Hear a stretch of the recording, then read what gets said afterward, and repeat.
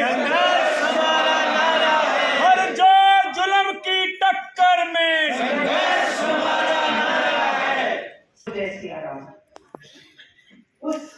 उसको भी याद करते हुए, क्योंकि आज तुषार जी यहाँ बैठे हुए हमारे बीच में, मुझे ये कहना है कि उस किस्म की एक आस्था को जगाने के लिए भी हम लोगों को काम करना चाहिए।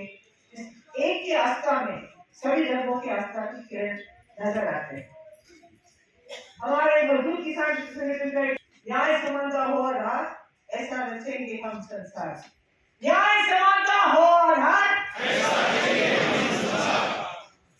राजस्थान के सारे भाई बहन, सभी साथीगण, हम लोगों ने मिलकर बहुत काम किया है। सुभाषिनी ने उत्तर प्रदेश में राजस्थान से क्यों शुरू हुआ है? आप तो किसी आधार पर देखो तो पिछड़े हुए हो, साक्षरता को देखो तो पिछड़े हुए हो, इसको देखो तो पिछड़े हुए हो, आर्थिक आधार से पिछड़े हुए हो। आपके राजस्थान से ये कैसा उठा? मैं कहती हूँ हमारे जितने साथी लोग यहाँ बैठे हैं, सूचना के अधिकार सबके हाथों से बना है, किसी एक संगठन से नहीं बना।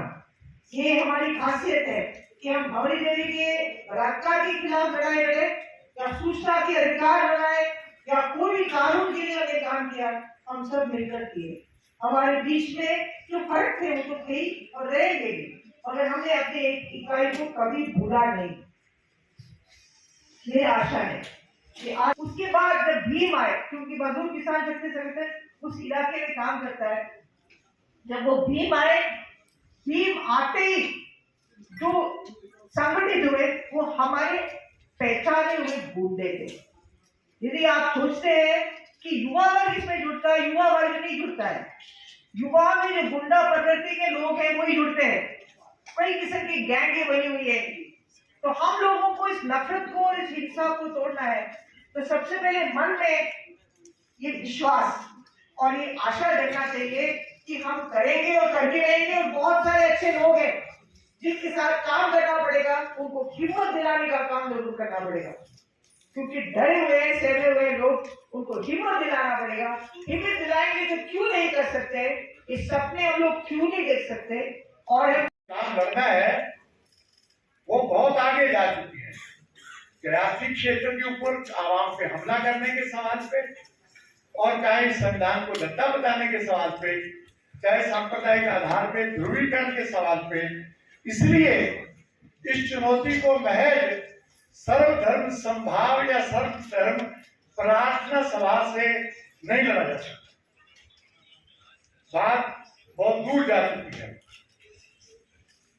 और समाज के बहुत बड़े हिस्से जो आपके साथ होने चाहिए, जाने अनजाने उनके साथ हैं। कैसे? एक बच्चा स्कूल में पढ़ने के लिए गया 5वीं 6वीं क्लास में, मास्टर साहब ने पढ़ाया कि सूर्य जो आपका गोला है, ये ग्रह है, ये अपने जगह पे स्थिर है, धरती इसके चारों ओर घूमती है, सूर्य ग्रहण होता है दिन रात में, इत्यादि आदि। रात को वही बच्चा अपनी मां के साथ सत्संग में चला गया कथा में। तो पुरोहित जी ने जो कथावाचक ने कहा, सूर्य जो है उसको फल समझ के हनुमान जी ने उसको अपने मुंह में निकल लिया। हाहाकार मचा, देवताओं ने प्रार्थना की और फिर जाके सूर्य को की जान छूटी। अब बच्चे की ये दुविधा है कि मास्टर साहब ने पढ़ाया वो बात सही है, जब महाराज ने हजारों हजार लोगों के बीच में जो प्रवचन दिया वो सही है। समाज का बड़ा हिस्सा तो महाराज के प्रवचन को सही मानने वाला है, और सूर्य आग का गोला है, ये सिर्फ परीक्षा में इम्तिहान देने के लिए आवश्यक के तौर पे है। इस समाज के हिस्से को हम कैसे साथ लेके चले, ये सबसे बड़ी चुनौती है आज के दिन। एक निवेदन मैं और कर दूं आपसे कि ये जो मौजूदा सरकार है, इसका अगर हम आकलन सिर्फ ये करें कि ये सांप्रदायिक आधार पर ध्रुवीकरण सिर्फ इसलिए करती है कि वो जो आर्थिक हमले करती है उससे ध्यान हटाने की लीता नहीं है। मैं करते इस बात को ना कहता, लेकिन सुभाषिनी जी इस बात को बहुत मजबूती से कर रखी है। मैं इतना सा नहीं है कि आपका ध्यान भटकाने के लिए वो कुछ किए जाते हैं। ये ऐसी सरकार है कि सरकारें आती जाती हैं, एक आई है तो अपनी नीतियों को चली जाएगी, ये मुलायम की विशेष है। ये लोकतांत्रिक पद्धति से संविधान के दायरे में चुनी हुई ऐसी सरकार है जो कहीं सबसे ज्यादा अलोकतांत्रिक, असंवैधानिक, असंसदीय और देश विरोधी सरकार है।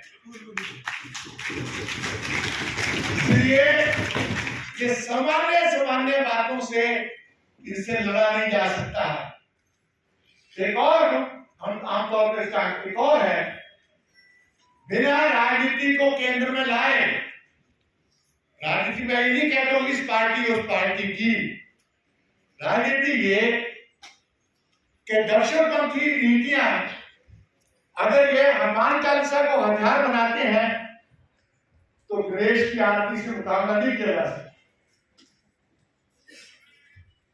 अगर ये समझे कि हम बेइज्जती की करने में शुरू हो गए, दक्षिणपंथी नजरिए से चाहे आर्थिक क्षेत्र में है, चाहे संवैधानिक क्षेत्र में है, चाहे सामाजिक क्षेत्र में है, इनका मुकाबला नहीं किया जा सकता। केंद्र से वामपंथ की तरफ आना पड़ेगा। नीतियां महज के अनजाने में नहीं बन रही हैं।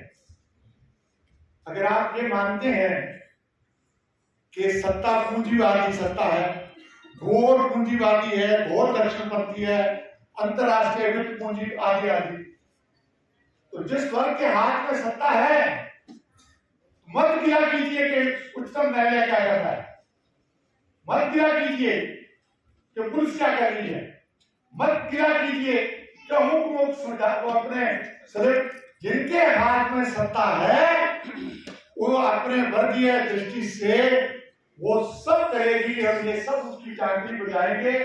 कभी आपके दबाव में किसी जुबेर को छोड़ेगी आपकी उच्चतम न्यायालय, और कभी जब आप थोड़ा सा नींद में होंगे तो तीसरा तलवार को गिरफ्तार करने के आदेश भी देगी। ये चुनौती बड़ी है। लेकिन आखिरी एक बात कह के मैं मेरी बात समाप्त करूंगा।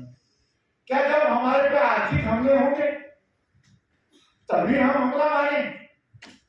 यहाँ संविधान पे बहुत जोर दिया गया, करुणा जी तो यहाँ तक पूछ लिया कि कौन कौन है जो संविधान पढ़े हुए हैं। हिंदुस्तान के ऊपर एक के बाद एक हमला है। ये किसानों का आंदोलन के बड़ा ऐतिहासिक आंदोलन का, हम भी उसका हिस्सा रहे, अच्छी बात है। ये हमारे कृषि क्षेत्र कारपोरेट घरों को लेंगे, कब्जा लेंगे, हमारे खुदरा व्यापार को कब्जा कर लेंगे, ये सब तो था ही। लेकिन 3 कृषि कानून बनाना हमारे देश के संघीय ढांचे के ऊपर सबसे बड़ा हमला है। ये तो किसान विरोधी कानून थे। यदि पक्ष में भी होते तो भी केंद्र की सरकार को राज्यों को नजरअंदाज करके कानून बनाने का अधिकार नहीं था, क्योंकि कृषि, पशुपालन, सहकारिता निरोध। तो कितने वकील लोग, माफ करना है यहाँ बहुत सारे वकील होंगे, मैं उनको कोई बुरा नहीं कह रहा, उन्होंने तो संविधान का विषय पढ़ रखा होगा। हमारे किसान कार्यकर्ता सुन रखा से कितने वकील क्या है अनेक संगठनों की तरफ से, कितने यूनिवर्सिटी के प्रोफेसर लिखे इस सवाल के ऊपर कि देश के संघीय ढांचे के ऊपर हमला है। वो तो पशुओं के ऊपर भी एक सर्कुलर आ चुका था। पशुओं के बारे में क्या कानून था? वो तो भला हो केरल की सरकार का कि वो चलेगी सुप्रीम कोर्ट में कि पशुपालन राज्यों का विषय है, और सुप्रीम कोर्ट ने वो फाइल रख के भूल गया, उसके ऊपर कोई आदेश नहीं किया। नहीं तो पशुओं के ऊपर भी ये कानून लेके आए थे कि आप भेड़ के ऊपर रंग नहीं लगा सकते, ऊंट के ढकेल नहीं डाल सकते, उसकी पूंछ को बट नहीं दे सकते, के दवाई नहीं दे सकते, गोली